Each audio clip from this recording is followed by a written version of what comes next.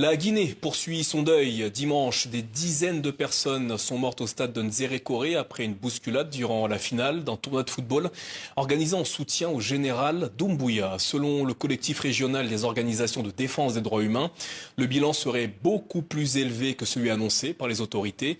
Dans le pays, le choc est considérable. Pour en parler, nous recevons Aliouba, président du parti Mouvement démocratique libéral. Bonsoir et merci d'être avec nous. Merci de m'avoir invité. Dans un message sur les réseaux sociaux, vous imputez la responsabilité de ce drame aux autorités. Pour quelle raison? D'abord, je commence par présenter mes condoléances à l'ensemble du peuple de Guinée et aux familles et proches des victimes et souhaiter prompt rétablissement aux blessés.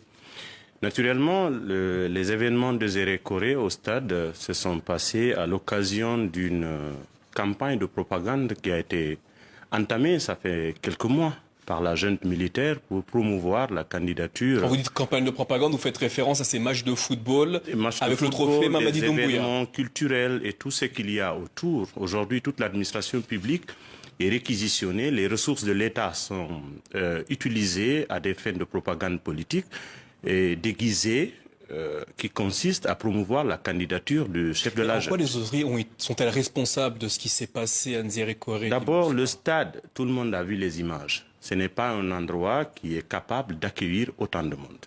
Et ce qui est regrettable, c'est que la plupart des victimes aussi sont des mineurs. Et ces jeunes, aucune mesure n'a été prise par rapport à la sécurité de ceux qui devraient venir au stade. Et les témoignages l'attestent suffisamment que, en fait, l'objectif de la junte, c'était tout le temps de mobiliser des foules pour faire croire à l'opinion publique nationale et internationale qu'il y a une adhésion populaire à une candidature du chef de la junte. Ce qui n'est pas le cas, parce que la Guinée n'est pas son premier exemple de manipulation de cette nature. Alors, ils ne se sont pas préoccupés de ce qui pourrait arriver. Alors qu'une autorité est censée pouvoir anticiper, la Guinée, dans son ensemble, n'a pas un stade actuellement homologué pour abriter même une compétition de football. Même le championnat national en est affecté. Et ce n'était pas le moment idéal pour réunir des gens dans un stade et s'en prendre les dispositions. Et ce qui est aussi écœurant, selon les témoignages, il y a eu les autorités, avec les ministres qui étaient là et d'autres qui étaient là, qui se sont mis à l'abri. Et malheureusement, les jeunes étaient exposés à eux-mêmes avec une seule voie d'accès pour le stade.